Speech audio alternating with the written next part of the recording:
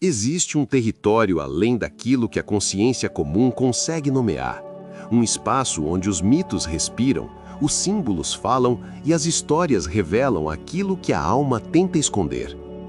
Entre a luz do herói e a escuridão da sombra, entre a razão moderna e a sabedoria ancestral, habita o inconsciente coletivo. Aqui, arquétipos despertam, máscaras se dissolvem e a jornada nunca é apenas externa. Este é o lugar onde histórias se transformam em espelhos da psique. Bem-vindo ao limiar entre o visível e o invisível. Bem-vindo à psicologia, arquétipos e heróis. Neste episódio, atravessamos esta narrativa à luz da psicologia analítica para compreender como arquétipos, sombras e conflitos da alma se manifestam em Além da Imaginação, O Último Voo, The Last Flight, The Twilight Zone, 1960. Hoje conheceremos uma paisagem suspensa entre eras que não se reconhecem, onde o céu não é abrigo e o chão não oferece pertencimento, em que um homem é confrontado por uma escolha que se fecha sobre si mesma como um círculo implacável. Fuga e retorno deixam de ser opostos e passam a existir como um único gesto, revelando que certos caminhos não pedem sobrevivência, apenas coerência com aquilo que nunca deixou de ser exigido.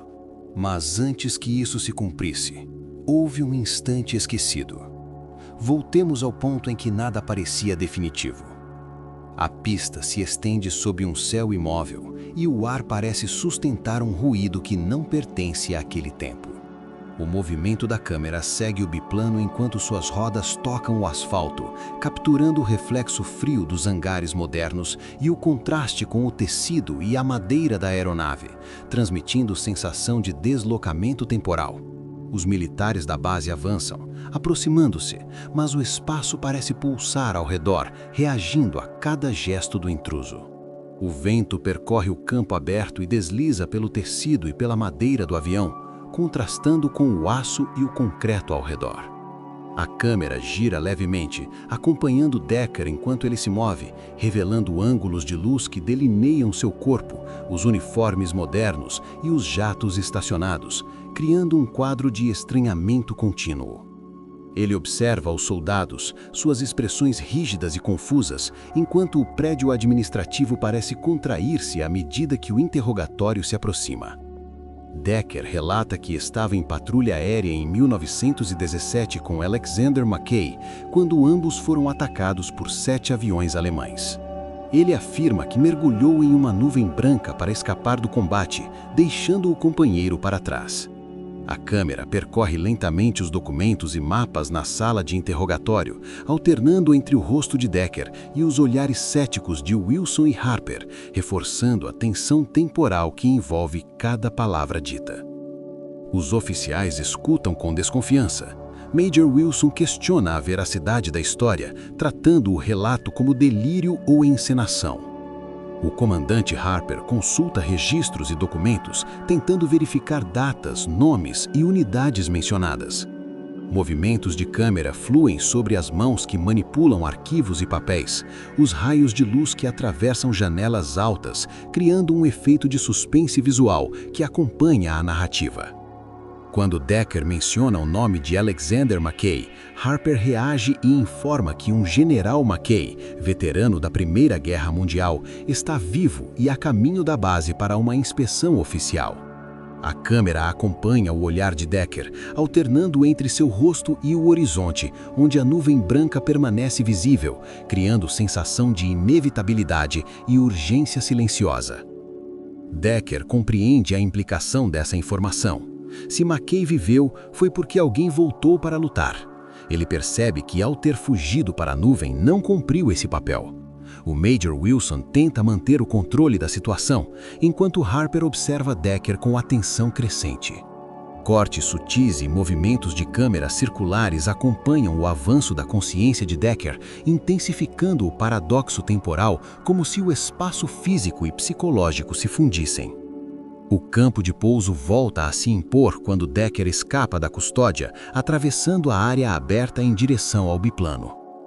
O espaço reage com movimento e urgência, alarmes soam, soldados correm, veículos se deslocam. A câmera se move rapidamente, seguindo Decker em trajetória diagonal, capturando o vento cortante, os reflexos metálicos e o espaço que parece dobrar-se à medida que ele corre, conectando ritmo e emoção. A nuvem branca permanece suspensa no céu, visível e estática. Decker entra na aeronave, liga o motor e se prepara para decolar, enquanto Wilson tenta impedi-lo verbalmente, sem sucesso. Se o tempo pode ser atravessado, ele também exige pagamento inevitável de quem tenta corrigi-lo. A câmera desliza lentamente pela pista ampla e silenciosa, onde a iluminação fria escorre pelo asfalto como um resíduo que não evapora, atravessa as sombras rígidas dos hangares e sobe até o céu pesado, fixando-se então na nuvem branca suspensa, imóvel demais para ser natural, antes de aproximar-se de William Terence Decker, que segura os comandos do biplano com as mãos firmes, o corpo inclinado para frente, como se aceitasse finalmente o peso exato da decisão que o trouxe até ali. O ar ao redor parece comprimir o avião, vibrando com o ronco do motor, enquanto o espaço inteiro se contrai, atento como se aguardasse aquele gesto específico para voltar a respirar. A aeronave ganha velocidade e se desprende do solo, e a pista recua sob o impacto do vento cortante.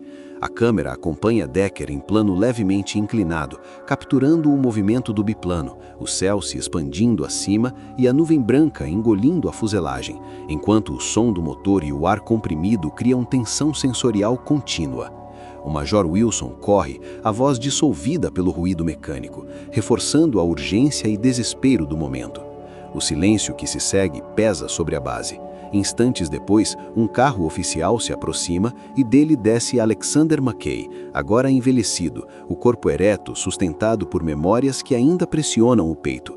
A câmera acompanha o deslocamento do general, aproximando-se de Wilson e os objetos ao redor, captando detalhes visuais e sonoros que conectam passado e presente de forma quase tátil. Wilson se aproxima e pergunta sobre o piloto que o salvou em 1917. McKay responde sem hesitar, a voz carregada de gravidade contida, afirmando que foi Decker quem retornou sozinho contra 7 aviões inimigos, garantindo sua sobrevivência ao custo da própria vida. A câmera abandona lentamente os rostos e se move até os objetos deixados para trás. As luvas e o capacete de voo repousam sobre uma mesa metálica. A luz revela o desgaste profundo do couro, as marcas do tempo impressas de forma incontestável. O ambiente parece enfim liberar a tensão acumulada, reorganizando-se em quietude amarga, enquanto a câmera se afasta, elevando-se até que a pista, os hangares e o céu se tornem um único plano silencioso, fechado sobre um destino que já se cumpriu. Os espaços falam antes das palavras. A pista extensa, aberta e despersonalizada, o céu excessivamente amplo e a nuvem imóvel instauram um campo psíquico onde nada protege e nada acolhe. O preto e branco intensifica essa sensação de mundo reduzido ao essencial, eliminando nuances confortáveis. O brilho frio do metal moderno, em contraste com a madeira e a lona antigas, cria um atrito visual constante, enquanto a trilha sonora alterna entre tensão marcial e melancolia contida, como se o próprio ambiente respirasse culpa e expectativa. O que se manifesta ali ultrapassa uma experiência individual e toca padrões que antecedem qualquer época. A travessia temporal não surge como maravilhamento, mas como retorno forçado a um ponto não resolvido. O passado não ficou para trás, ele permanece ativo, exigindo reparação. O tempo assume forma circular, revelando uma lógica arcaica. Aquilo que não é enfrentado retorna até que seja integrado por meio de um ato irreversível. Em Decker, irrompe uma figura arquetípica ligada ao guardião falho, aquele que abandona o posto no momento decisivo. Essa manifestação produz uma fratura imediata.